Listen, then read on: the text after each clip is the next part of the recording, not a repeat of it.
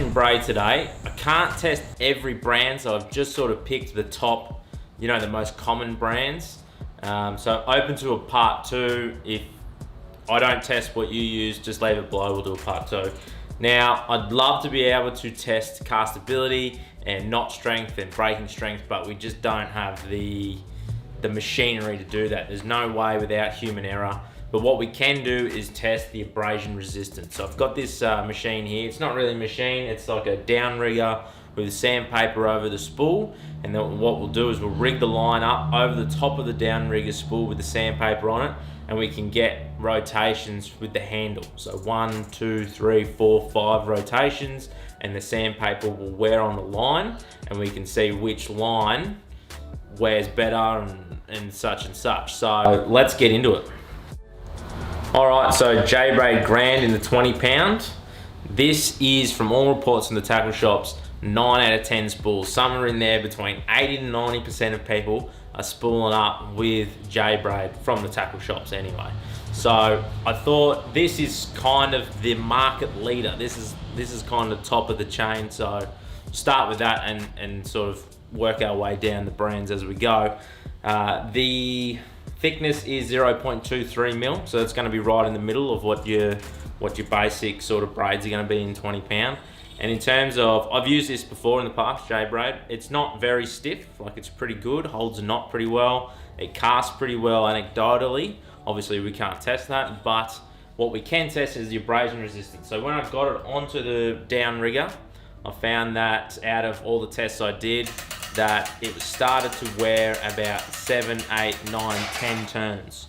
So it averaged out at 10.8 turns before it went. So it was interesting to see what its abrasion resistance was like, being it's the market leader, no doubt about that. Most people are spooling with it, so very interesting to see. All right, Shimano Kairiki or Kariki, I'm not sure how exactly to say it, but yeah, this one is 0.18 millimeters, so a fair bit thinner than Braid. And I actually personally have been using this between 6, 10 to 10 pounds. So I've actually used this quite a bit. It casts very good because obviously it's very thin compared to other braids. So I can definitely vouch for its castability and holding a knot. So I was very interested to get it on and check its abrasion resistance. And to be honest, I was actually a little bit disappointed because it was starting to break down in those, you know, 6, 7, 8, you know, and it actually averaged out at 7.5 turns.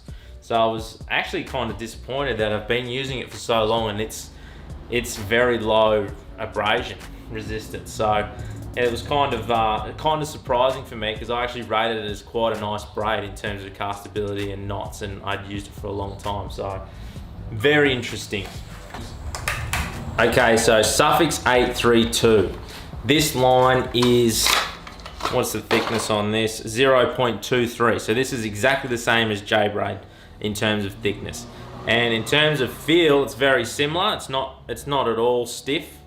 Like it's pretty pliable and holds a knot pretty well, casts pretty well. So I was very interested to put it on the abrasion machine and see what sort of results you could do in terms of abrasion.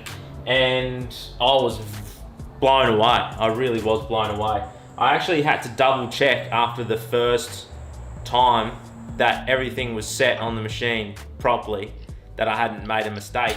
But this constantly got into the 20s. It constantly got into the 20s. It was getting 22s, 24s, 26s, 28s. So it averaged out at about 24.2 turns. And it was ridiculous. I was like, what? How do we go from 10 and 7.5 in those and then jump to 24? I don't know, but I was pretty impressed. So that's definitely something that I'm probably going to look at in the future of spooling up. So the Berkeley X9, I'm pretty sure this is a newer braid from Berkeley. I hadn't used it before. I had used Fireline in the past, which I found very stiff, but this appears to be totally different from Fireline. It's actually quite pliable and it's quite thin at 0.17. So it's a bit thinner than Kariki and a lot thinner than the other two. So Suffix and J-Braid. So I was actually interested to get it on there, and I was expecting similar results to what the Kariki did. And I put it on there, and it did similar to the J-Braid. It was getting to 9, 10, 11, 12 turns. It averaged out at 9.8. So it's in the same realm, but it is thinner. It is thinner than the J-Braid, but it's doing just as good as the J-Braid. It's doing better than Kariki, but it doesn't touch the Suffix. So it's very interesting to see. All right, Bionic Braid by Platypus.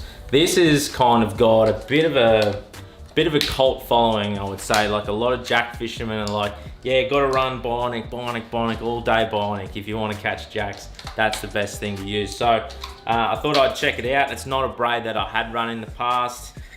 You can definitely feel straight out of the gate that it is ropier. It is thicker to the touch. It doesn't give us a precise millimeter diameter on here. It just says a 6 pound equivalent diameter of mono, I guess.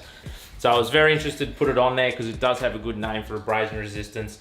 Once I got it on there, it was getting into the high teens. So I was doing 16s, 17s, 18s, you know, up to 20, I think was its best one, and averaged out at 18.6 turns for the Bionic Braid, that's actually quite good, but it is a thicker line. So, you know, that's probably where its abrasion resistance is coming from as well. So yeah, Bionic Braid, not too bad.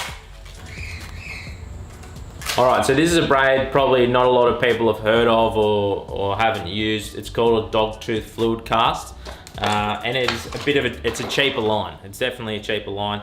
It's 0.18 millimeters, so it's the same thickness as Kariki, but out of the gate, it feels a little bit more ropey and a little bit more stiff. So yeah, I was interested to put it on there and see, you know, being the same diameter as the X9 and the Kariki, what it could do. Once I got it onto the machine and started testing it, it was returning into the teens, the high teens pretty consistently, sort of mid to high teens.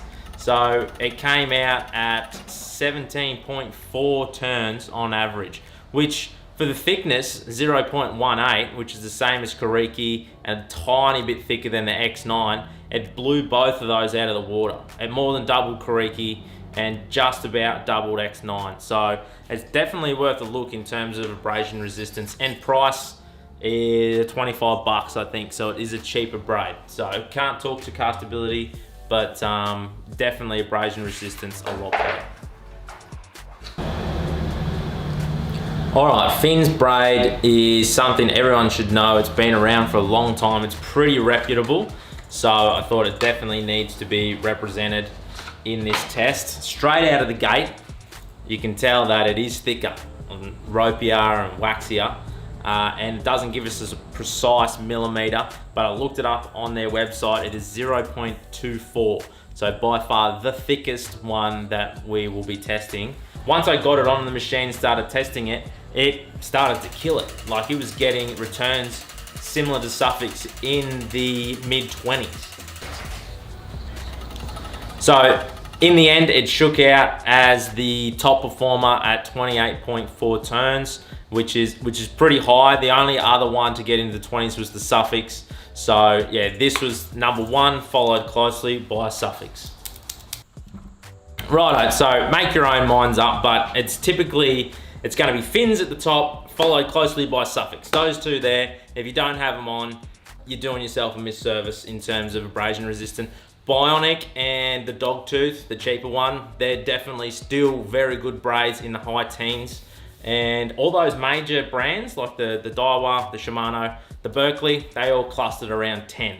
So typical that the one I use, Kariki, is the worst for abrasion resistance. That's just my luck. Sorry, Shimano, I didn't mean that personally. But I know there's a bunch of other lines. There's Siglon, there's a Tasline, there's Major Craft Do, a Braid. So whatever you use, leave it below. We'll test it on a part 2. So until then, I'll catch you on the flippity flop. I don't have a catchphrase, so that'll be it. Thanks. Do fuck are you talking about? Do that again. Fucking shut up. Interesting to see that. Very interested to see. It was very interesting. It was very interesting. So this is the same as fucking motorbikes. Or is that a truck? Fucking trucks. Fucking shut up. Do that again. Results. Results. Where are my results? Water. Fuck me. 20. Came in at an average of 20. I'm laughing at you, fucking idiot. Just talking to myself in the fucking shed. That's what I'm laughing at. I'm a crazy person.